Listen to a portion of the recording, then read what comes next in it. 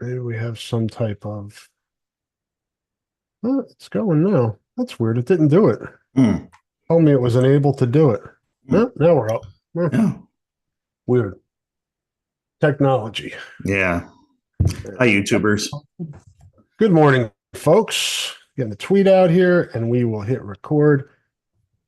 Hello there, and welcome to the Hawk Fanatic Hawkeye Hotspot podcast, or just the Hawkeye Hotspot podcast on Hawk Fanatic, whichever you prefer. Either works. Have at it. Like, subscribe, all those things that they tell you to do for podcasts. We would appreciate. I am Rob Howe. That is Scott Docterman from The Athletic. It is Thursday, September the 26th, about 9:15 a.m. Central Time. Floyd is back in Iowa City, Scott, and the Iowa women's basketball team has sold out another season in Iowa City. A couple of headlines we have this week. Pretty impressive week, I think, for Iowa. And let's start with the second news you mentioned there. That's the most recent. If there was always concern, I think, that once Caitlin was gone, that the novelty would wear off, that it would kind of go back down. In fact, it's interesting because I had this conversation in February, just in a side interview I was doing with Jan Jensen when she was still the assistant coach, and I was in her office and we were talking for a while, and she's just like, I just hope we have, that a lot of these people still come back. I just want them to come back next year. And I said, you know what, Jan, you have such a loyal fan base, and there's such a loyal group of people that have really just they love you, they love the program, they want to support you in every way possible, that they will buy these tickets. Now, I said it, I go, you might have a little bit of a drop off, but I could see 80% of the people still coming back. And that would still be like a record number, in Big Ten history, before last year. And to have it all sold out before we even got to October, before more than a month before the exhibition season starts, is really impressive. I mean, it shows the brand loyalty that Iowa fans have, the genuine love. I mean, Lisa Bluter is beloved, we know that, but it also shows that Jan Jensen is as well. I mean, they lost three of the most popular figures, I think, in women's basketball at Iowa, in Caitlin, who's the GOAT, Kate Martin, was really, really good, and Gabby Marshall and Molly Davis too, with her, Molly's headband and Yep. stuff. They lost all those players, and yet the loyalty is so strong that they want to continue to support the program. And I think that says a lot about Iowa fans. I think it says a lot about the program, and I think it's probably more impressive, frankly, than last year, because everybody knew what you had last year. But this year, to just come back, I think that's really impressive. Yeah, I was surprised. When the email came into the box yesterday, I was like, wow. Not that it happened, partially that it happened, but partially that it happened so quickly. And I think it's a wonderful commentary on the sport in general of women's Mm-hmm. basketball, because we're seeing it with the WNBA. And again, just understand, this is Caitlin Clark. All of this, she has a hand in all of this. She has a Mm-hmm. hand in Iowa selling out, even when she's gone, because of what was established. And going back through the years from the late 90s covering women's basketball here to where it is now, the dropping the curtains. We've talked about this in Carver, so it looks full. I always wondered what it would take for Iowa to get to what Iowa State was, because Iowa State's women's basketball following has been good for Mm-hmm. quarter century, maybe Yeah, more. right. Um, they did it. They did it like a grassroots. I remember talking to Bill Fennelly, just getting out in the community and giving tickets out. And the Iowa women have done that too, in terms of Girl Scout Day and things like that. But they got somebody that got people into the arena, and Mm-hmm. now they want to stay. They've had the experience. And that's the hardest thing, right, Scott? Is just when you have something good, sometimes people take it for granted or don't Yeah, understand. But once you get them involved and get their asses in the seats, then they're like, this is great. This is yeah. fun. This is entertainment. And it's relatively cheap considering what things are now. That's a good sign. So now the challenge is for Jan and the team and also for the fans to realize that this isn't a national championship caliber team right now. And there's a bit of a rebuild after what Scott said this team and this program lost, including the GOAT. So it's going to be important for the fans to kind of adjust to that and help them win home games, maybe that are a little closer, and teams that are coming in here to beat Iowa, because Iowa's beat their ass in recent years. So it's fun. I think this is great. It's great to see as a father of two daughters that play sports. Just wonderful to see it, and good job by the Iowa fans. I think they definitely deserve a round of applause for this.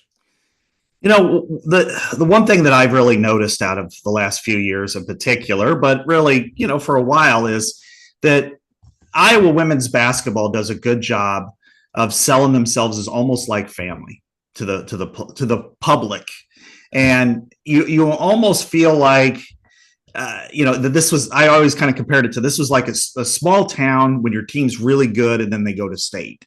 You know, take your pick of any 1A high school where the girls team is undefeated and everybody's following them and they feel like they're the girls next door. They're just down the street. The kids that maybe you babysat or the ones that babysat your kids, there's this personal connection that everybody seems to have almost on a first name basis. You know, I would hear Gabby and Kate, and, you know, and they know them, so they feel like they know them so well that it makes it personal, and the connections is the way they interacted with fans. Yeah, exactly. I mean, you know, for Caitlin Clark to, you know, as often as she was mobbed for autographs and stuff, to her credit, she did it all the time. I mean, you know, and going way back, I remember, you know, somebody who I just hate that she gets overlooked so often, but Megan Gustafson, you know, because she was the GOAT before the GOAT. And, you know, I remember her standing there for an hour and a half signing every single autograph, and girls wearing headbands because that's what she wore when she was in Iowa. But they all feel like they're part of it. And when you've got the Girl Scouts there, you know, whether it's, you know, 3 hours before the tip off and you've got Lisa Bluter, or you got players talking to them, or after the fact, or, you know, there was one time when I was just going to Carver for just something, I don't know, pick something up. And I walk in and there's just this small group of kids, a kids group. And there's Jan Jensen taking pictures with them. And this is at noon on a Thursday or something like this a couple weeks ago. And that's the connection that they've built to make it personal, to not make it transactional. Like, I'll go if you win. No, it's I'll go because I love you and I support you, and it's reciprocated. And, you know, and the one thing we've noticed all these years, Rob, that the most loyal and best fans have always been the women's basketball fans, because they're not the ones that are yelling and chirping and going on, you know, Twitter, or going on message boards and dragging the team down for some of the stuff. I mean, it was more like, well, shoot, well, we'll win next time, you know, that kind of a feel. And I'm not suggesting that football and basketball, men's basketball fans aren't good fans, but it's just, again, it's not so much about the result as it is about the family environment. And I think that's special. And I think it's unique, and I think it's outstanding. It's also really nice when you have people showing up in Iowa jerseys at WNBA games, and you know, just the brand that Caitlin is able to continue to support and, you know, lift up. Now it ends, unfortunately, because the Fever season ended last night against, it was a bad matchup. Connecticut is a bad matchup for the Fever just because it's so good defensively, and doesn't allow transition. And Fever got in transition early last night, and then the Sun kind of just shut that down. But I would say a super successful season for Caitlin. I don't have all the records and accolades in front of me. Rookie of the year, 4th, I think, in MVP voting. Yeah. Gets a team back in the playoffs. A lot of good things from them this season. It'll be interesting, Scott, to what they do now, because now you evaluate what this season is. What do we need to get to Connecticut's level, or Las Vegas, or New York? How do we get to that level? How do we build this roster? And obviously, if like if you're like you and I, like Scott and I, and you watched a lot of Fever games this year, you certainly have opinions on what should be done, but we don't have any say in that. We'll see how it shakes out, but I think the brighter days are ahead for the Fever, and this was a good building of a foundation with what is to be the most exciting player in the sport moving forward. Right. I mean, their questions would be, Kelsey Mitchell, do you keep her?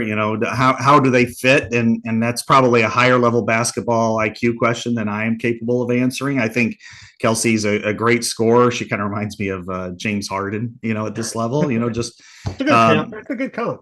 Yeah, really good score. Does she work well with Caitlin? Sometimes I think Caitlin is good of a passer as she is. Sometimes I think they need a second point guard to take pressure off her so she can get some shots. And they did that at Iowa with Molly Davis, because I think if anything, her passing prowess was the best, no question, in the league. And then I think she could be a better scorer if they allow her to. I'm quite. A lot of times I saw a lot of standing around from her and from other players, and that happened certainly last night. I think they were gassed, is kind of what was pointed out in the telecast. But I think it's, you got to figure some things out there. But if they do need probably a 3 and a 4 in that area. Keep Boston at the 5 and figure out some things. But overall, it was an exciting summer. It's strange to think about this, Rob, that a lot of times we pass our summers with baseball. I think the conversation was rarely about baseball here. Although your team is going to go right down to the wire, including past the wire, to figure out if it's playoffs, but on Monday, but the Mets, but and then of course today I was going to wear a White Sox hat, even though I'm a Cubs fan, just to celebrate the upcoming That's funny. The White Sox fans want the record. I'm a Mets fan. You can freaking have it, man. I've had it my whole life. Yeah. It was 1962. Ever since I've been a Mets fan. Worst team ever. Yeah. They had the worst team ever. Yeah. Now they don't now. No way. You can have it, Southside. It's all yours. I think it's, not to get too much on a tangent on this one, but but from watching them and how they've fallen and just the ineptness in which they've run that organization for several years, that it's like, yeah, finally, see, this is what we've been talking about. And you want a new ballpark, you can't even get ball players. I mean, this is a AAA team at best, and I think they inexcusable in a market like Chicago. Yeah. It's inexcusable. Absolutely, because knowing the teams fairly well and their fan bases fairly well. Like I said, I admit, Cubs fan all the way. Been a Cubs fan my whole life. Grew up in Burlington, Iowa, cheering the Cubs.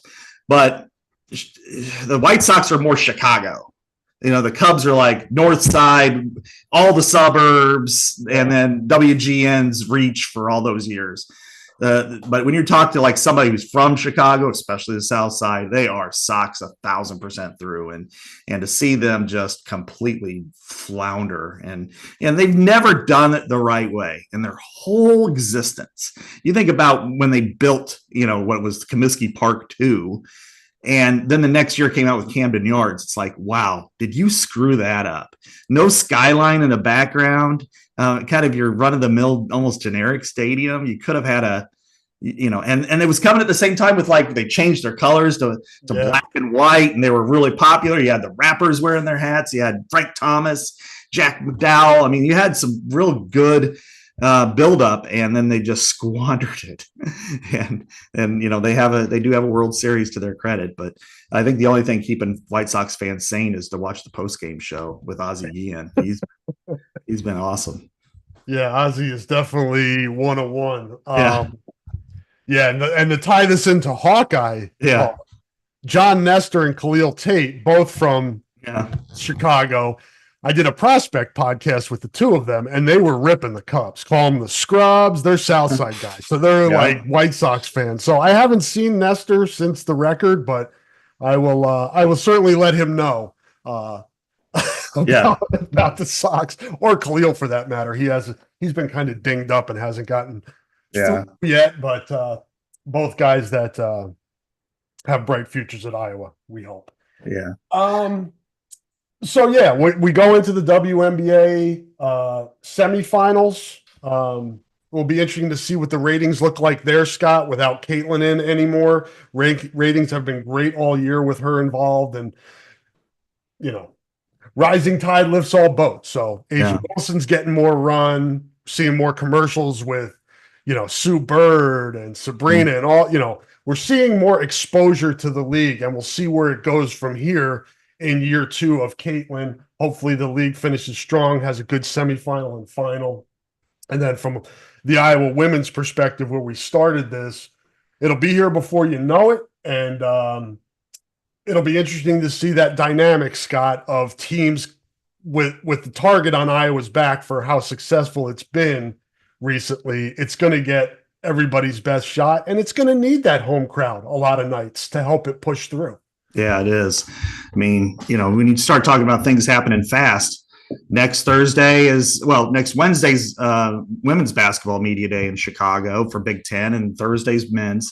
Then a week from Monday is men's basketball at Iowa on Iowa's campus, and 2 weeks from today is our Iowa women's basketball media day. So those kind of are the kickoffs or the tip-offs, if you will, to the season. And and to tie this all together, I wonder how much NIL value Kadi Feuerbach has right now. She's a Chi Sox athlete, has to rep the Sox, women's basketball player. Yeah, and now, so, yeah. Sometimes it's interesting who we tie our wagons to, and yeah. not without knowing. I'm sure she was like, "Oh, the White Sox, this is great," and then, wow, they're not very good.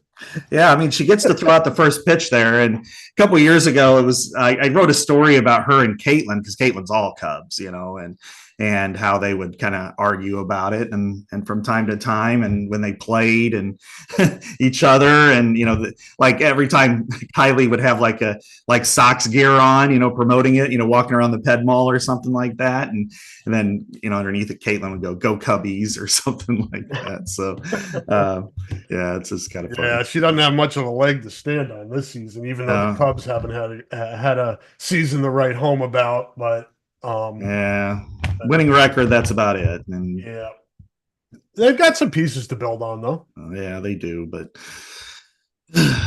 yeah, it's purgatory, man. Yeah, that kind of it's like being whatever 500 in football. You don't want to be in that middle area, because then you're kind of stuck. Yeah, 7-5 in college football. Yeah. Which I think if Iowa would have lost on Saturday, probably would have happened. But now at 3-1, I think Iowa's pointing upward a little bit.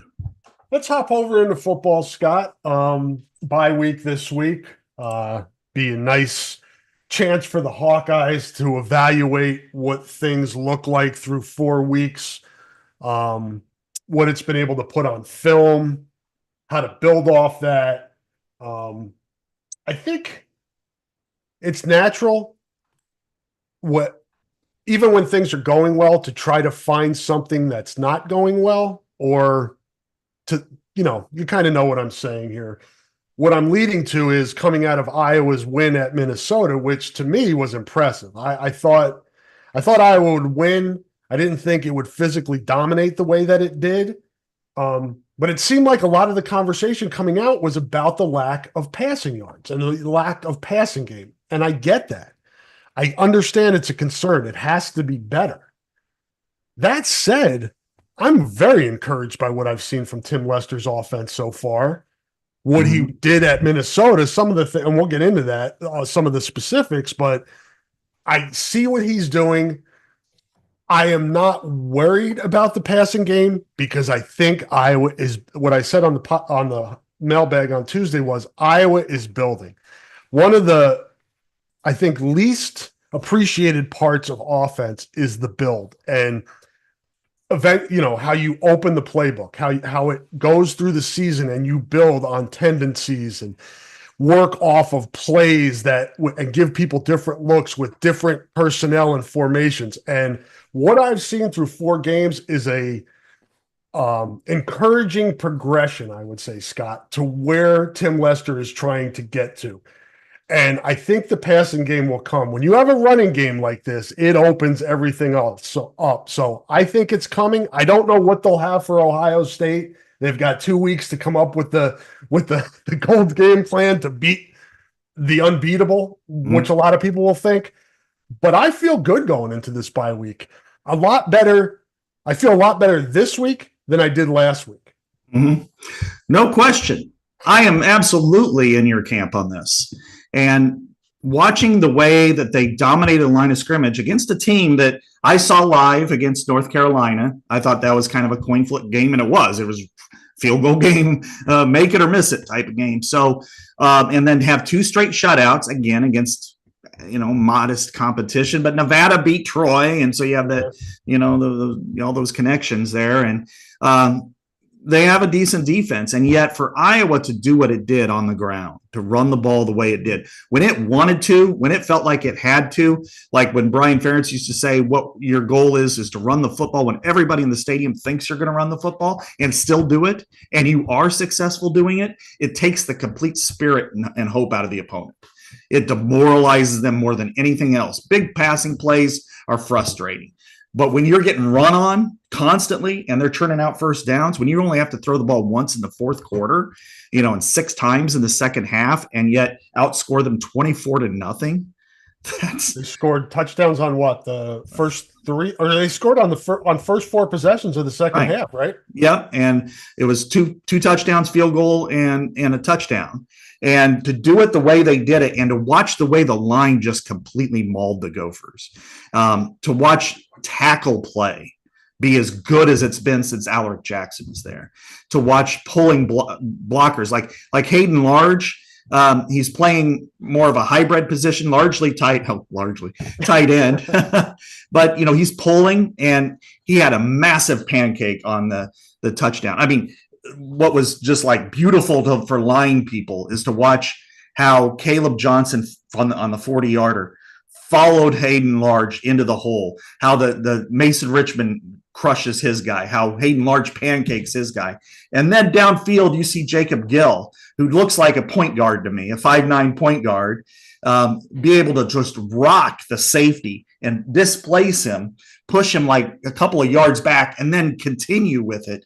And that just opens up the hole, and Caleb Johnson's he had the seal block too. Yes. On the one where McNamara was the lead blocker. He was on the outside on that play. Jacob Gill has been a revelation. Absolutely. And you understand why, I remember at Media Day, I was talking to Mason Richmond, and out of nowhere, he just brings up Jacob Gill.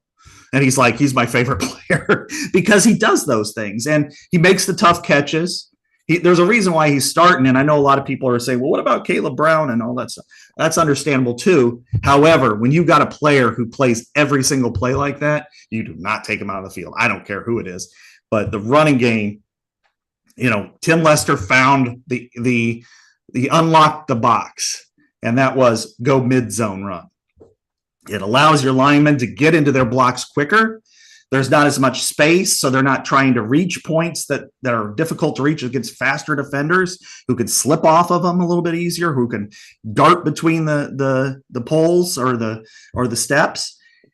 And it's perfect for Caleb Johnson because he can hit the hole in a bam, in an immediate motion. There's no dragging it out, because I think when he was running stretch, a lot of cases, it negated his best abilities, which are intense speed and physicality. It's more quickness isn't quite in his wheelhouse. So everything to me sets up nicely. Now, I'm not guaranteeing any wins, especially next week, but I'm just saying compare to what we just saw last year.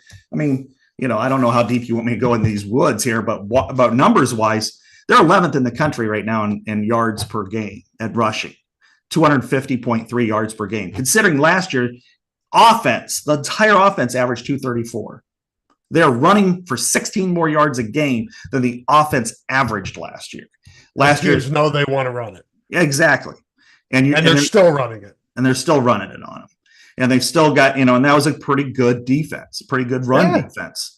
One that allowed 6 points a game or whatever it was. And they were still able to do it, and do it with authority. I think in the third quarter, it was 159-14 in yardage. And so to keep with the running game here, Rob, I mean, 11 rushing touchdowns so far. They had 11 last year. They averaged 6 yards a carry now. Last year, 3.3. That, to me, is the most impressive statistic, and that's the one they could say, this works. We look good doing this. Now we can fix and massage the passing game. Agreed. And how many times have we talked since we started doing this podcast about, and this is not a novel concept because I think it's important no matter what you're coaching, but to put your players in the best position for them to succeed. And we're seeing that now with this offensive line, as Scott said, with these offensive linemen, for lack of a better term, are badasses. They love the physicality of the game. Still need work in pass pro. That's part of but why put them in pass pro, Scott, consistently when they're still trying to get better at that? Run the freaking football, get that going. And now when you want to pass, defenses have to respect the run. Cade McNamara isn't a quarterback. You don't want to run an offense if you're Tim Lester just chucking the ball down the field, taking deep shots. You don't have a quarterback that's his best skill. You don't have receivers that their best skill. You don't have offensive linemen that's their best skill to hold the pass pro. Do what you can do. And then when teams are loading up or hell-bent on taking away the run, you get a one-on-one on the outside, and then you let McNamara take his shot. Or if it's Brandon Sullivan or whoever it is, you put, Gill or Caleb Brown or somebody with speed down the field. That's that's why I appreciate what I think Tim Lester is trying to do here, which is build these levels. As Kramer said on Seinfeld, levels. You just build the levels. But that's kind of what they're doing here is it's a progression, offensive football, getting into the playbook, all of those things. So I'm pleased with where they are right now. I'm pleased that Tim Lester's putting guys in positions, the best position to make plays. Now the challenge is to do it going forward with teams also having seen what you're doing and trying to find ways to take it away. Everybody's going to, there's no guessing here. They know what Iowa does and does well, and they're going to try to take it away. And there are better teams on the schedule than Minnesota, including the next opponent, for sure. No questions asked. And the other ones are in the similar ballpark as Minnesota. So it's not like you're going to be facing, we got this layup. Maybe it ends up that way, but it doesn't appear to be that way right now. UCLA, maybe, but it's a road game on a Friday night. So, Yeah, UCLA, maybe Northwestern. They haven't been playing real well. But what I'm saying is that they're not that far below Minnesota right now. So you're in that kind of ballpark of everybody's going to figure this out. They've got good people analyzing tape too. And so what do you do to counter that? What do you do to expand upon that? And Tim did a great job on Tuesday of kind of going through his offense, talking about what he wanted to do, maybe what he has to do. Sometimes it's different, like in the second half, he's like, I'd like to do more of this, but the run is working. We're dominating the line of scrimmage. Don't mess it up. That all you can do is overthink and overcorrect. And, Brian did a lot of that, that sometimes it's like, well, they expect, no, just keep pushing that button. It's just, run the ball, and bam, then you got a guy who's got 200 yards. And the easiest thing you can do in football is hand the ball off and run. It's much safer than it is to throw it. And some of the passes, like, he was asked about Cade McNamara and kind of lack of explosive plays and stuff. And he's like, we had a couple. They were going to be there. One case, it was Caleb, ran the wrong route. He didn't run the right route. That's just why people are like, why isn't he playing? Well, he was in there for one play that should have been, if not a touchdown, certainly a big gain, and he didn't run the right route. So you got to trust your guys to go out there and do those things. And then there was another, you've got young, inexperienced guys who are still trying to figure things out themselves. And you got an experienced quarterback who's still coming off an injury, but he's looking better fundamentally than he has been. It's like he's finally getting into a groove that way. And he was efficient. That's the most important part about this offense, Rob, in my opinion, which is be efficient. Yep. Make the makeables. Because Tim said he considered him more like 11-13 instead of 11-19, because a lot of those plays were just, something happened that wasn't on him. Beyond his control. Yeah. And so, and then the smartest thing that they did, I think the smartest play of the game was the first play of the second half, where they had the bootleg pass to Addison Ostrenga, 20 yards. That immediately reestablished Iowa's offense, the momentum, the confidence. Just get them into that play, and boom, you pick up big yards that way. Great play call. And then the gutsiest one by far and away was the one where Cade was leading Caleb to the end zone. And you got TJ Washington, who's running in motion, and Caleb wasn't patient enough, so he cut him off, and then TJ just gets drilled, just lands up on his back by the defensive end, but hey, made the block. And then Jacob was blocking too. But that was 3rd and 10 at the 15, and they call that play. That's gutsy, because if that happened at Kinnick and he got 1 yard, what did everybody do? Boo, Yeah.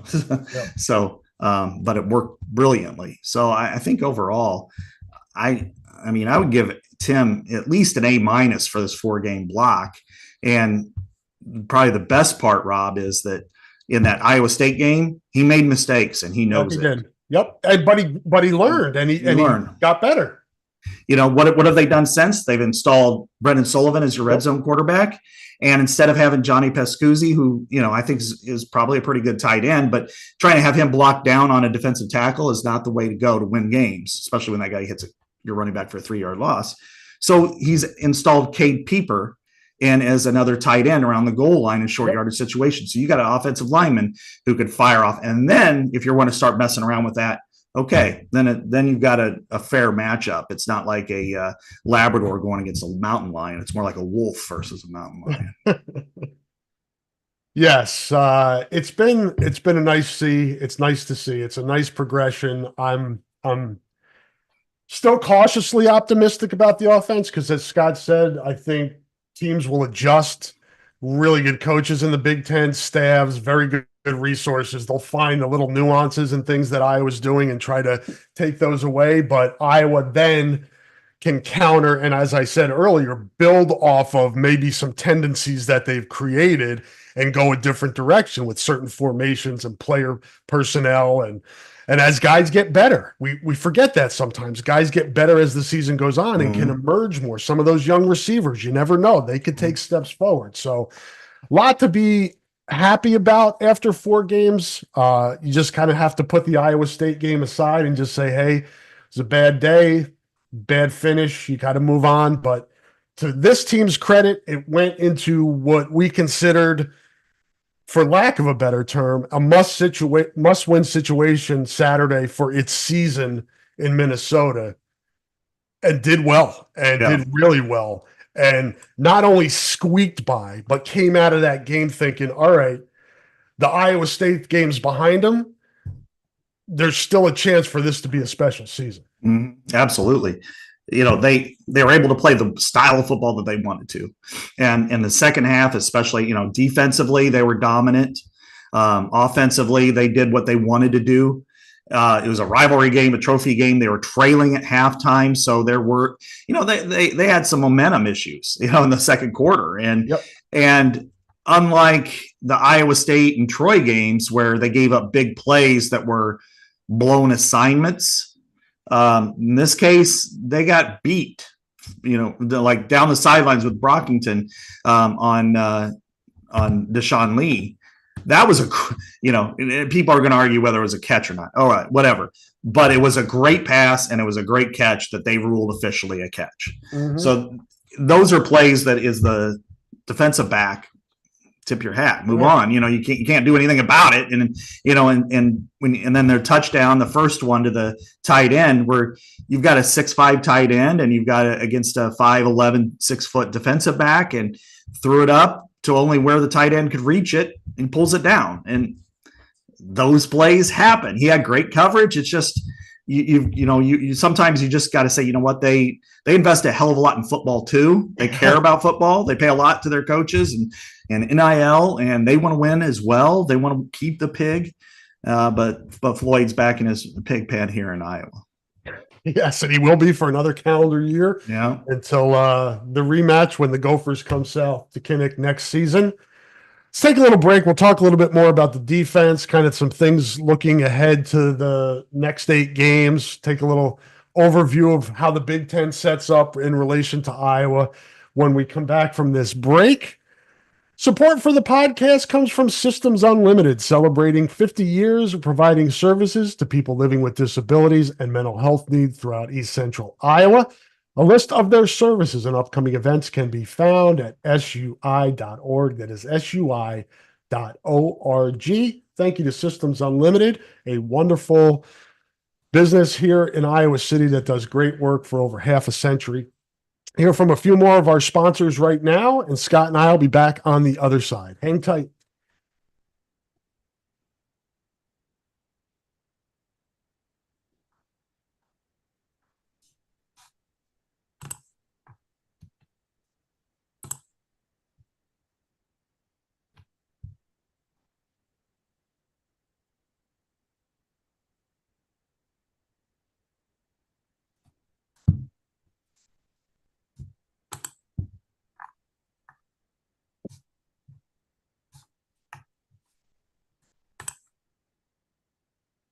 All right, folks, we're going to let you know that switching is easy. We do it all the time. We switch on the lights, we switch TV channels. Some of us switch partners while square dancing. Well, that's a stretch. But what's not a stretch is how you can switch and save with State Farm. In fact, State Farm agent Chad Birch right here in Iowa City can switch you over so you can start saving today. Chad and his team are ready to welcome you to the State Farm neighborhood. With Chad Birch, it's easy to switch and save. Just give him a call when you want the real deal. Like a good neighbor, State Farm is there. Hey, hardcore Hawkeye fans got to have a Kinnick Scoreboard Entertainment Center. Contact Fanatics Furniture at 319-750-0005 or KNICK3615 at gmail.com. Scoreboard Entertainment Centers. Be hardcore. 319-750-0005 or KNICK3615 at gmail.com. And last, but certainly not least of our sponsors is the Black Angel Restaurant. She still has not gotten us a script, but we give you firsthand recommendations from Scott and his family that eat there. I know other people that have eaten at the Black Angel downtown Iowa City, close to downtown Iowa City. Check them out. Great food. Perez Brothers, El Banditos, Perez Tacos. You know the crew. They do great work over at the Black Angel as well. Scott, what's going on? What's your view of the cornerback position opposite Jamari Harris? I think it's a healthy competition, Rob. And, last year we saw Deshaun Lee be the guy when he had to replace Jamari Harris for 2 games. He had to replace, and when he was suspended for betting of $20, $25 or whatever it was on Iowa or on sports, I should say. And then you had then he replaced Cooper DeJean when he was out with a broken leg. And yet there was a full out competition in the off season. It looked like it was going to be John Nestor's job, but TJ Hall won it. TJ Hall got beat a couple of times. Now it's, Deshaun Lee went out and stabilized it. And I still think that they're going to be competing for this. I think that it was probably a 1-game change, and let's see what happens. And it wouldn't surprise me if it goes back to Hall, if Nestor eventually starts there, if Lee could certainly own it for the rest of the season. But I think it's a healthy competition, and it's really good for the future. Because they're all getting playing time of some sorts. I mean, Nestor's mostly on special teams, but I think, I make of it that, Phil's not messing around. He's probably going to, go with the guy that he feels the most secure with. And right now it's probably Deshaun Lee because he has the most, maybe athletically, he's not I don't want to say, TJ Hall has a lot of athletic ability, no question, but I think he probably feels a little safer right now with Deshaun Lee but I think this week of practice and next week of practice might give us an indication of which direction they go in the short term, especially against Ohio State. I was just going to say that could be a concern going into Columbus because they've had some decent receivers there. Yeah, they're not too bad, and they're not too bad this year either. Jeremiah Smith is like the number one freshman in the country, and then you've got Emeka Ibuka, who's been there. It feels like forever, but he's not. He's just been part of some really good passing offenses. Yeah. So it'll be interesting to see how they line that out. I wonder if they're partially trying to train or get Nestor ready to take over for Castro at the cash spot too. So maybe that's in the back of their mind as they're working through this cornerback spot. It could be he's working there, but now Cohen Entringer is the backup cash. So that's so he's going to end up being the strong safety. Yeah, and he's been switching around with X at strong safety, and then Xavier is the backup at free safety. So they've got all kinds of different levels, but overall, Nestor could be the cash next year. If there's an injury, there's certainly something there. So you could have next year your two corners could be Hall and Lee, and then you could have at X Nestor, and then you could have Entringer and Xavier Wampa, in the secondary, and you go look at it, that's not so bad. I think you're doing okay, even though you're losing some guys. So overall, it's fascinating to watch because Cohen Entringer has come along so strong too. And like I said earlier, guys develop at different rates, man. Development is not linear. Guys, there can be a Cohen Entringer on offense. It could be, a receiver or somebody like that who emerges, and that's what you want. Yeah, they're playing Jarrett Bowie and Dayton Howard. They like what they're bringing in there, and on offense. And then of course Jacob Gill, as we talked about, Reese Vanderzee is, I think he's a freshman. You just have to remember that. He had a great debut, and just all of a sudden, boom, there he is. But he blocks. That's part of the reason he's there too. But they're going to move guys around. Once Seth Anderson is healthy enough to compete, he'll compete for some time. And so there's just a lot going on there. And I think it's that same. You got a lot of guys in the mix in the secondary. All guys that can play, and that's a good problem to have. Yeah, Zach Lutmer is another guy that they really like, and at safety, and maybe he's the guy after X, Xavier when he takes off. So you've got I think a really healthy competition. You didn't want to see what you saw out of TJ Hall, of course, against Troy especially, but Deshaun Lee gave up one big pass, and they're going to target him repeatedly. Michigan did last year in the Big Ten championship game. They're going to target whoever's out there, opposite Jamari Harris, because I think Jamari Harris right now is playing exactly like I thought he would if he came back, which is take himself from being a guy to the guy. And he's playing as well as any cornerback in the country right now, other than Will Johnson. He's pretty good. Yeah, kind of. The punter seems to have figured it out and settled in. Yeah, I would say after blowing. And it's not like he was bad early in the season. He just wasn't out of this world. He's starting to get in. At least the Minnesota game gave us a glimpse of what he's capable of doing. And there could be inconsistencies. It's his first year. Those are to be expected, but not a concern at that position. Yeah, he had it was a little bit inconsistent early, as you said. The punt that got returned was his fault. Kirk decided, wanted to go after the coverage unit, which I understand. They've got big shoulders, but it was mainly the punter. He just didn't want to light up his true freshman punter, but last week, he's the Ray Guy punter of the week. What the heck, Yeah. So that's pretty impressive. Because it took Torrey a while before he got that award, and he changed the game, and is making and what a weapon that is. When you have a guy, completely changes the complexion of the game when you have something like that, when you have that weapon. Mm-hmm. we've seen them when they've had a guy who would average 35, 37 yards per punt, and you're giving away ground.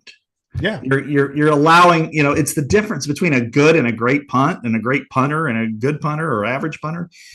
2 first downs per possession. Yeah. If you get a 50-yard punt, or you get one with a 37 net, there's just, that's a first down and a half. You're basically ceding to your opponent. And the difference between them getting the ball at the 26 and the 12 changes the way they're going to call the game and changes the way you're going to go after them. So it's something, teams, especially when they get inside the 10, are just, more risk averse, and then they're willing to give you the ball based on where they get the ball themselves. So it's a weapon that Iowa's really, been able to exploit for a while and continues to. We haven't really talked about him much in this podcast. We've talked about everything else, but Caleb Johnson is just, I think this is what we've talked about on this podcast, Scott, the potential of this kid. He's the most talented back. He has been since he got here. Just physically, ability-wise, what he can be, his ceiling, his potential, all of those things. This guy has star potential. And now we're finally seeing it. I credit Liddell Betts for getting him to this point and building him and teaching him that it's not just natural ability. It's not just that you're bigger, stronger, faster than the guy trying to tackle you.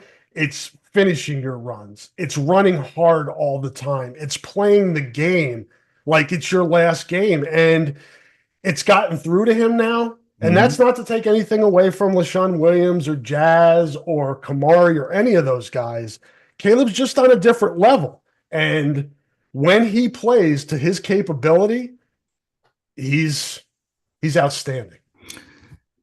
He's now that he's playing to this ability, we all, since we've been around this program for so long and the same coach has been there for forever, you start to go, okay, what is he like? What is he like? Blah, blah, blah. And he runs to me like Larry Johnson. A lot of people want to use Eric Dickerson. I think Eric Dickerson athletically is beyond just about any player. Talking about one of the greatest backs who's ever played the game. Yeah, I'm just not quite there on that one, but I'll say this: that it's that taller, upright Eddie George. Yeah, Eddie George.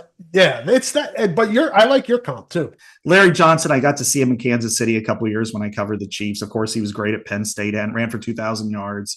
And they're taller, longer. He just fits. He looks the part like Larry Johnson did. He's maybe not quite as big. But he's certainly got the speed. And but that said, other than Sean Green in the last, since Liddell Betts, let's say, but since other than Sean Green, he's got it put together the best of the bunch. And, he's leading the nation in rushing, so you got to look at it that way.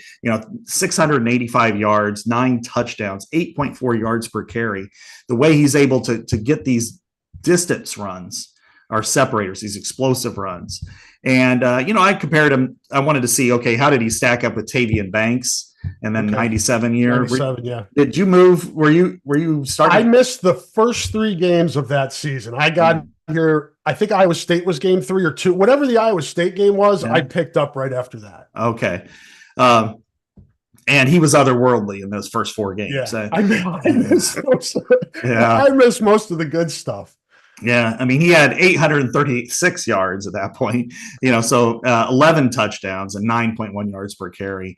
But he's in that conversation. I mean, it's really been, great to see. I mean, 2 years ago, he ran for 779 as a true freshman. The true freshman record at Iowa. Had a big day at Purdue, 200 yards. Looked like he was the guy to take that mantle and just never push through. It's like you see the talent. Just take that step. He never really did. And then finally he has. And Liddell's done a great job with that. And then I give a lot of credit to Tim Lester because, inside zone is like a punch in the face.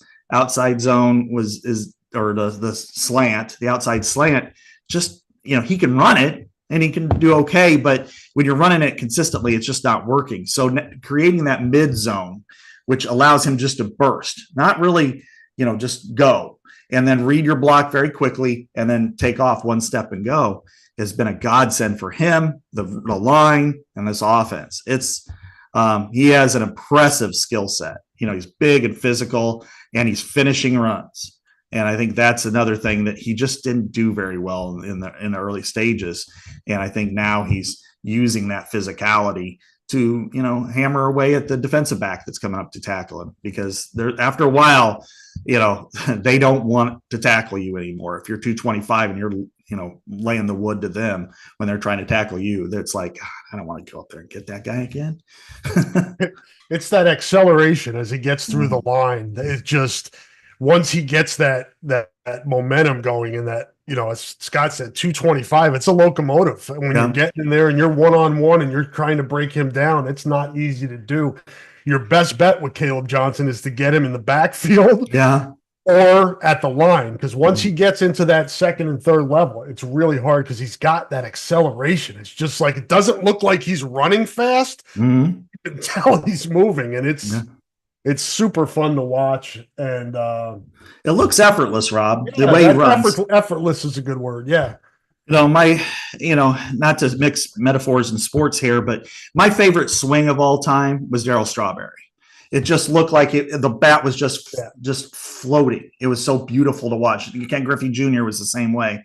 And it's kind of that way with Caleb Johnson. His running, there's not a lot of, at least you don't see it. It just feels like it's a natural sprint. And, he gets caught a lot of times when it's between him and the sideline. And that's the only way that they can really do that is with an angle. And they're able to kind of lasso him around the shins. Or get him out of bounds. Better go low. Yeah, because you don't want to go to those knees. You don't want to go, upper. The thighs for sure. You're gonna be hurt. That's definitely gonna hurt. All right, let's just touch on what we've seen so far through the Big Ten season, because I know with your new gig at the Athletic of being a national college football writer, you have a good overall view of more of a macro view of the league. I think it's clear Ohio State is the top team. I don't think you're going to get much argument there. It's after that that I think it gets interesting. And you can certainly make a case for Oregon. Thought you could have made a case for USC, but Michigan's like, hey, hold up. We're still the national champions. And then I think there are a lot of really solid teams. It's going to be interesting this conference season, Scott, to see how this shakes out. Particularly, you have 18 teams. All of the schedules are unbalanced. And, what an opportunity for Iowa in 2 weeks. And obviously, we'll talk about that more hopefully next week. Scott's got a busy schedule, so we'll see if we can get that in. But this is our first run, right? We're getting into it now. What does an 18-team conference look like? How do we get to those top two teams now that make it to Indianapolis? It was cut and dry before. You win the East, you win the West, you go to Indianapolis. Now it's crazy. Yeah, it's like Jell-O, and you just kind of warmed it up, and now you're putting it in the mold, and you're waiting to see what it turns out to be. I think Ohio State clearly is the favorite. They're the best team that I've seen thus far, and they're the best team that we thought going into the league. I want to see them play better teams too, though. They haven't done that yet. I still question their defense. I still want to see how their defense holds up against a Houghton offense. I don't know if that's Iowa, but right. They, I like, they brought back. They were the same way as Iowa. They just decided. They put a lot of money into bringing players back who would have been mid-round picks, probably like a Jack Sawyer or Tuamaleo and guys like that, and Tyleik Williams. They have some really good defensive linemen, no question. Yep. I'm wondering, they didn't play a Power 5 opponent in the non-conference, and so they're playing at Michigan State this week. It's going to test them a little bit. I don't know if it'll be, very, very competitive, but I think that kind of a rivalry game. Yeah, it was for a while. Yeah, it was when D'Antonio was there. And when Michigan State's competitive, I guess it's a rivalry. Yeah, yeah. It's kind of a fringy rivalry game, you Yeah. know, that's like, yeah, we'll put them in that category. Yeah, They're Michigan State, Penn State, they play for something. Huh? yeah, Governors, something. uh, It's just the like trying land to grant. create these Yeah, rivalries. yeah, right. The land grant trophy looks Yeah. like a giant pipe organ from the Dracula movie or something. Uh, but I think with I want to see how does Will Howard handle a good defense. Yeah. How does he handle Iowa? How does he handle, those are going to be, because, and you think about it, they got to play, Michigan State, which I'm not sure about, Iowa, and then they go to Oregon, consecutively. That's going to give them, you're going to get a good indication on what Ohio State is. You think Oregon's the second best team? Yeah, I would put them number 2 now. I think so too. To be determined. But yeah, I think if we were doing a power ranking now, I'd probably have them number 2. Yeah.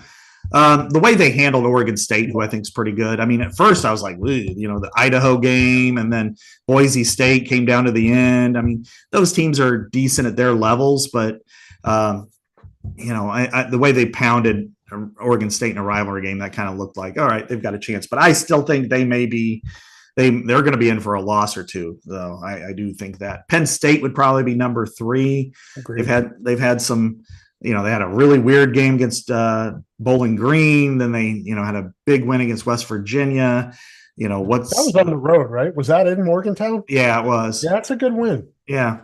Last week they beat Kent State, but Kent State would lose. They would be last in the Missouri Valley Conference. I mean, I watched part of the. Good. What happened to that? Weren't they here a few years ago? Lewis was their coach, right? And then he left, and they've dropped off since that. Yeah.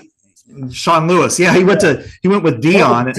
That's right. He left to be Dion's offensive coordinator. And then Dion fired him because he didn't have enough. He wasn't doing enough with Shador. So yeah. Then they hired Pat Shermer. Should have stayed at Kent State. Sean. Yeah. Well, he's now at Buffalo, and they're not so bad. So he's the head coach there. So so Penn State won 56-0. Well, the week before, Tennessee beat them 71-0. So I don't know what that means, but this week they get a hell of a match. And this is kind of what we're talking about with the Big Ten. Illinois is the only team in the country that's beaten 2 ranked opponents. That's pretty impressive. And now, last week they were able to go to Nebraska, and it looked like Nebraska had control of that game, and yet they kept coming back, and then ended up winning in overtime. It's a fascinating point spread there. I don't know that anybody believes in Illinois, but that said, it's, this is a tough team. Brett Bielema is coaching them in the right way. They've got 2 really good receivers. So I don't know. I'm not going to predict them to win, but I think that Illinois is competitive. And then you look at the rest, Michigan and USC, that's a coin flip game. It was the other day. Iowa is, to me, a team that you cannot discount. I think their defense is too good. Their running game's too good. We know how they improve usually towards the season, and their schedule is conducive. No matter what happens next week at Ohio State, the rest of the schedule sets up decently for Iowa. And then Indiana is probably Hoosiers, baby. Yeah. What a great open. 4-0. I think you'd have to say Indiana and Illinois, the 2 biggest surprises so far. In a good way? Yeah. In the good way. Exactly. We've had some surprises in the bad way, Wisconsin. Yeah, Wisconsin. They're gonna struggle this year now. But Indiana plays Maryland, and then they go to Northwestern. And they could be 6-0 with a bye, and then playing host to Nebraska.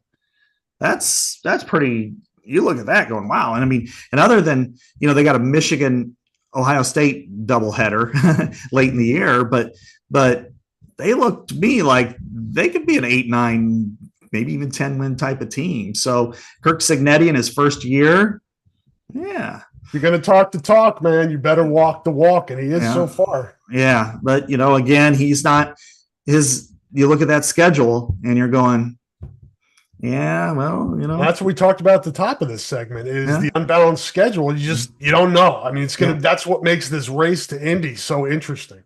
Mm-hmm. 18 teams with unbalanced schedules. Right. And they tried to line it up, but you just don't know how teams are going to be, especially now in the free agency era, Well, you don't think Wisconsin's going to be this bad? Yeah. I mean, Wisconsin got drilled by Alabama, loses their quarterback for the season. They kind of had two wins. I think Northwestern's taken a step back. Yeah, for sure. And UCLA and Purdue, to me, are the two worst teams in the Big Ten. So it's just not. I mean, it's weird. Minnesota is, what is Minnesota? I don't know. I mean, are they average? Are they? Yeah. That's probably. They look like 7-5. Yeah, maybe 6-6 and 5. So, then they've got to go Iowa, Michigan, USC triple header, and then they're probably going, oh, I don't know, and then stands will be half empty for the rest of the season. Yeah, it's it'll be interesting to see how this shakes out. What are you thinking? And I know this is fluid, and it's we talked about this in terms of the SEC and a number of teams that'll get into the CFP. 3 for the Big Ten? I think that's fair. I think 3 is probably what it'll be, because you've got 7 at-larges. You figure that the 4 conference champions, and then 5th, the G5 champion. 7. That's wild, isn't it? The G5, yeah. That's going to be crazy. Yeah, that's awesome. That's really fun to see kind of which one is going to pull ahead in this race. And then you look at who's the at-larges. Well, 6 out of the top 7 teams right now are in the SEC. And you figure, okay, 1 is going to be the champion. There's 5 left over. I would say 1, maybe even 2 kind of really fall off. Missouri, for instance, this Missouri who loses 3 games and just kind of falls off. And then so if you give them 4 out of the 7, then that leaves 3. I think Big Ten at least at minimum gets 1, if not 2, and possibly 3. But that also depends on the other leagues. I mean, you look at the Big 12 mainly, right? Because the ACC, I can't see having more than 1. Miami, and that's about it. Yeah. And then if Miami goes undefeated and loses in the championship game, maybe that's a team that you got to watch out for. Yeah. But otherwise, they're clearly the class of that league. And then the Big 12. You've got an Iowa State, you got a Utah. Kansas State got murdered last weekend by BYU. It was 38-9. So Kansas. They're complaining about the quarterback situation there. Yeah, Avery Johnson was supposed to be a stud. And who'd they let go? Will Howard. Yeah. Yeah. So because that's the convo in Manhattan this week. Mm-hmm. I've noticed. Yeah. What do you do? Well, I think you just do what you do. It worked at Michigan, right? Yeah. I mean, they had a similar decision, and they made the right one. Yeah. Avery Johnson struggled, no question, the other day. And what about Oklahoma State? I mean, if you're kind of spinning this all the way to Iowa, what you want, what you need to get yourself in that position, obviously anything less than 10-2, you're done. You got to be at least 10-2. Well, let's say you go to Ohio State and you lose 26-17. You compete. It's a competitive game. They're just a little bit better than you. They're at home, but you fought. It was close. It was 1-score game in the 4th quarter. They just scored to go ahead or whatever. Okay, no big deal. And if you win out, then what you got to look for is, okay, how did the teams that beat you did? Well, you kind of need Iowa State to, you figure Ohio State's going to be solid. You don't have to worry about that loss. Yeah, right. Because if they run the table, they deserve to be number 1. Yeah. Because they've got Oregon, they got Michigan, they got Penn State, they got Iowa, they got Nebraska. They're running the race. And then they're going to have to play somebody else really good too in the championship. And then you're going to probably need the Cyclones to do well.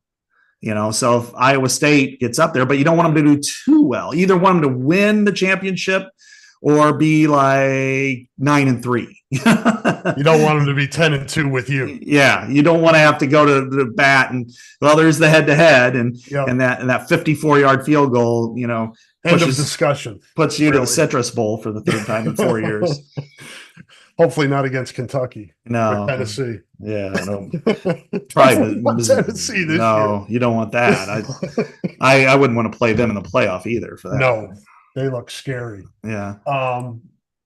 So, we'll see how this plays out. I think Iowa's positioned well going into the rest of this season. It'll be interesting, too, in a scenario, Scott, where Iowa wins at Ohio State, but then trips up and gets 10-2. that resume looks a lot different, right? If you lose to maybe Nebraska, Oh, yeah. or That would be fun. I know people are cringing at that, but they're, you know, Illinois. Oh no, they don't play Illinois. Don't play Illinois. I'm Wisconsin. No. yeah, Wisconsin, Washington, Yeah. At Michigan State, something goofy happened. If you tripped up in one of those games, it'd be interesting to see with an Ohio State win what that looks like on your resume. Yeah. And obviously you would want to beat Ohio State and everybody. And then, then it's, and we'd be remiss if we didn't mention the markers of an Ohio State win. Obviously we can talk about it more next week, but that would be Kirk's 200th win at Iowa, in which would put him in sole possession of second place in Big Ten history. It's the only place in the Big Ten that he hasn't won at, not counting the new foursome. So you know how many times he's played there? Ohio State. I can't remember. A ton. No, it hasn't been a lot since 2010. Once we got into when Nebraska came in, it really slowed down. Yeah, let's see. They played there in 5 and they got beat pretty badly, with Drew Tate, and then 9 and they lost in overtime. Mm-hmm. Then they played there in 13 and it was a really close competitive game, and they didn't. But the tight end game. Yeah. With Jake Doozy getting, an 85, they were going 13 personnel and blowing them off the line of scrimmage. And Brandon Sheriff was just a machine, but they just didn't have the gas to keep up with the Buckeyes. They were tied in the fourth quarter. That's the type of game I'm talking about for next week. If they lose that same type of game, there's no sin in that. Or if it's 09 or something like that, where you're competitive into the fourth quarter, that does a lot. That's a positive on your resume. What you don't want is what happened 2 years ago, right, where the offense couldn't. I mean, their shoelaces were tied together. I mean, they just fumble. There were fumbled snaps. There was pick sixes. There were interceptions on the first play of the game. How many defense actually played well in the first half of that game? They played well overall. I mean, it was funny.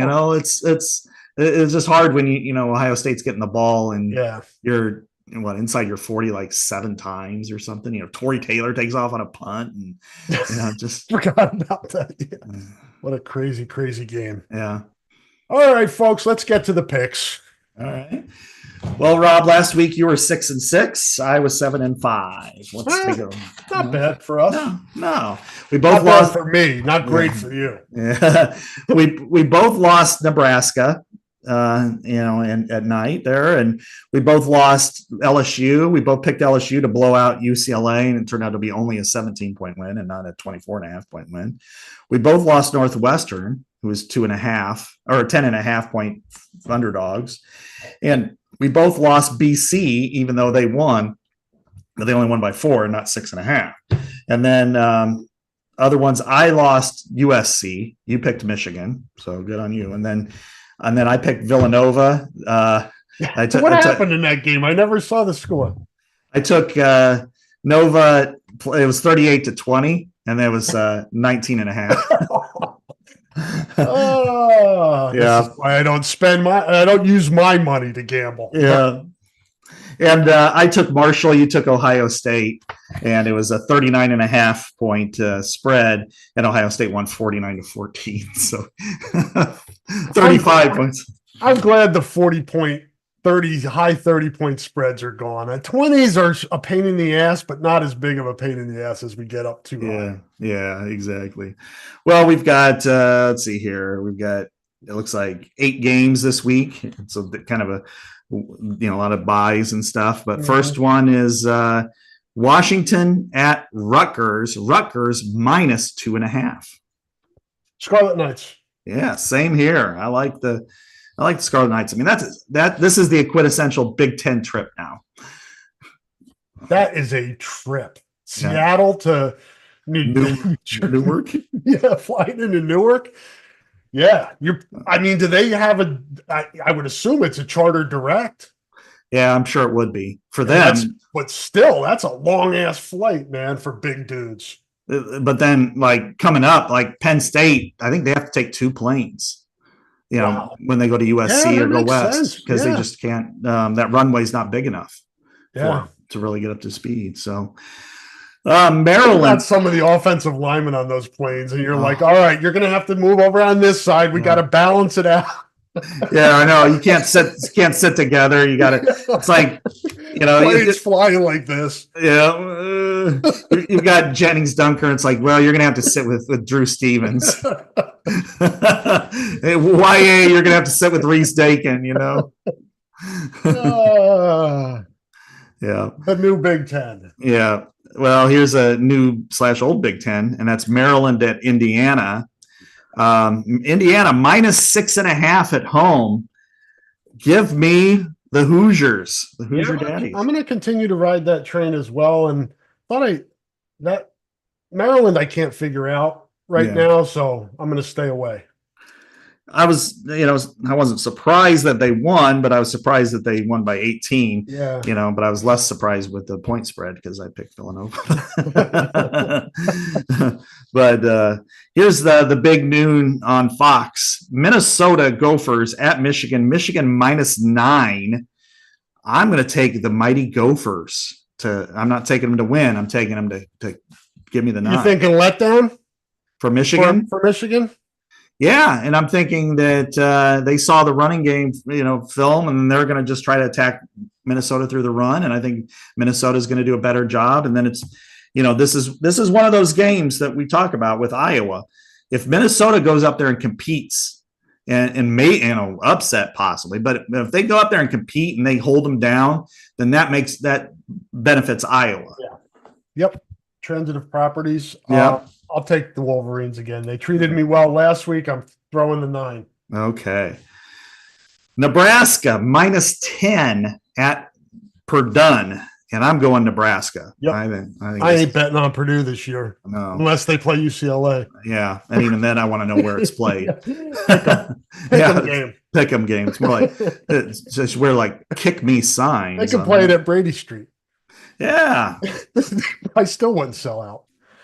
Yeah, that'd barely be all right.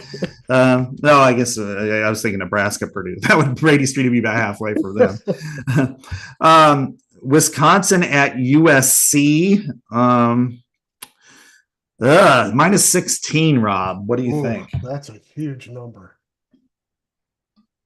I could see Wisconsin finding itself and maybe putting a good game together, but I think USC's pissed after last week, and they're gonna hammer the Badgers. I think they'll probably win by 3 touchdowns. I got to get rid of the Wisconsin part of this. Just view them take the W off the helmets and look at them for what they are.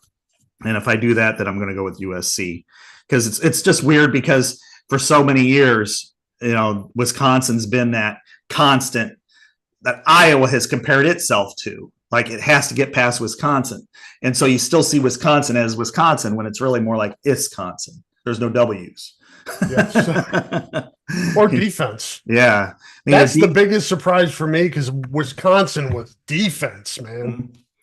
Yeah, they were great. Maybe Jim Leonard was the guy they should have hired. Yeah, it could be. Should have done something with that. They went with Luke Fickell and can't blame them for that. That was a name hire, but sometimes fit is important as well. Where they went wrong in my eyes, and I think we'll see this throughout the course of the year, is deciding to go with Phil Longo, the coordinator. He wants to go air raid, and again, Madison. Have people been in Wisconsin in November? I know. It's just you know what it feels like there, what the wind is like, and you're going air raid. Yeah, you're talking about a team that had a great identity. Yeah, one of the most solid identities I think in the country. You knew what you got, which was 340 pounds of offensive linemen going to displace you whether you like it or not. A great running back like a Jonathan Taylor or Melvin Gordon, or take your pick out of all those years, James White. What they needed was a quarterback. They needed a revised passing attack. They had decent receivers from time to time. They just didn't have a very good quarterback. If you would go and gradually move the needle upward in the passing game and got a quarterback. They thought they had one with Graham Mertz. It didn't work out. Then Mordecai. Yeah, Mordecai. And then now with Van Dyke being hurt, They're just continuously spinning their wheels, and they have been at that position since Russell Wilson. Yep. So anyway, it does got off on a little Wisconsin tangent there. Yeah. Go be That'll happen from time to time on this podcast. Yeah, exactly. Oh, the Ohio State University -24 at Michigan State on Peacock. Give me the Buckeyes in this one. I'm going to take the points. I'm going to roll the dice and take the points here that Michigan State gets up for this one, and they ain't winning, but I could see it be a 3-touchdown game and get that cover. The 24 kind of has me leaning Michigan State, but certainly wouldn't. I wouldn't bet my own money on that. So what you're saying is it's going to be like 34-7 with 5 minutes to go, and then Michigan State scores a garbage touchdown. Yep. In the final 30 seconds. Yeah, I can see that happening. This one has just got me kind of wigged out a little bit, and that's Illinois, number 19 Illinois at number 9 Penn State -18. And I'm like trying to go like this figure 8 going, that's too high, but do they know something that I don't? It's that old, the line is telling you something. Right? Yeah. They're begging you. They're pleading with you to take Illinois. They just won at Nebraska. Yeah. They're going to stay within 18 of Penn State. Take the Illini. Give me Penn State. Yeah. I usually go against that. It doesn't always pan out where you're like, if it looks too good to be true, go the other way. I'm doing that here, but I know. I got to go Penn State. I just feel like this is a game. Brett kind of opened his mouth, talked about the environment in Nebraska being stronger than Penn State, and I don't agree with that anyway. But what the heck is he talking about? I don't know. I don't have the foggiest. They're comparable, I think. Yeah. But I don't think one is distinctly better than the other. They're both huge stadiums, passionate fan bases. I would say Penn State generally is a little nastier. Just product of the the whiteout, that type of, I think that's the highest level for both. But Nebraska is pretty consistent too. Yeah, yeah. So is Penn State, though. They're both really good fan bases. Cultish, almost, you might say. I think they all are. Yes. I think there is a degree of cultishness in each fan base, but maybe a little bit more ratcheted up in State College and Lincoln. Yeah, you're probably right. I won't say anymore, but the Quack Attack, this is an 11 p.m. Eastern kickoff. The Quack Attack of Oregon, -24.5 at UCLA in the Rose Bowl. Give me Oregon. I'm not taking UCLA because they've devalued their acronym. They're UCLA now. They're in the same boat as Purdue. I ain't betting on UCLA. Yeah. Throw the 24.5. So overall, you're 29-29, and I'm 33-25. So not bad. Yeah. So keep that in mind if you're wagering on any of these games. These are for entertainment purposes only anyway. Yeah. The craziest line here, Rob, real quick, is USC opened at 4.5, and now it's 16. Wow. Yeah. That's wild. Yeah. That's like very unusual to see a swing like that. Yeah, massive.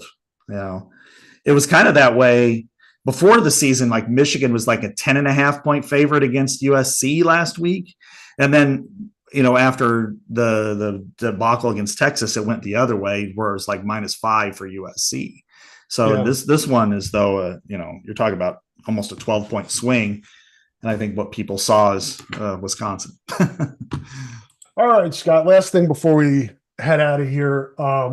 Give the fans that don't have Iowa football to watch this week a guide to games. Obviously, Alabama and Georgia is number one. But what this week can fans, Big Ten or otherwise, what would you recommend for the menu for Iowa football fans on the bye week?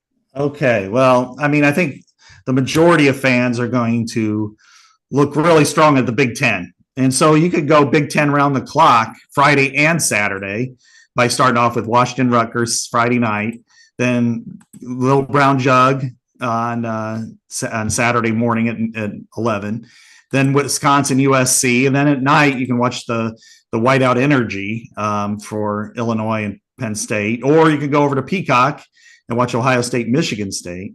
But I think if you're looking for other games, obviously Georgia, Alabama is the king game of the country. But Oklahoma State at Kansas State is kind of an elimination game, if you will, for at large in the playoff in that era, because and both of those teams have a Big 12 loss. Yeah. So that is really critical. Iowa State plays at 6 on FS1 that night. They play at Houston, who I think is the worst team in the Big 12. So they should win decisively, would be my guess. Notre Dame is also on Peacock against Louisville. Louisville's Jeff Brom's team, so you know what they're capable of. They also have some injuries, so I don't know if that's a team you really, I don't know if they'll be able to keep up with Notre Dame. But maybe the most interesting game, just not because of who's involved, but well, sort of who's involved, but just for whatever purposes, is at 2:30 on Fox. Colorado at UCF. UCF is the leading team in the country when it comes to rushing yards. Colorado has the most exciting player in the country in Travis Hunter. And of course, Deion's there.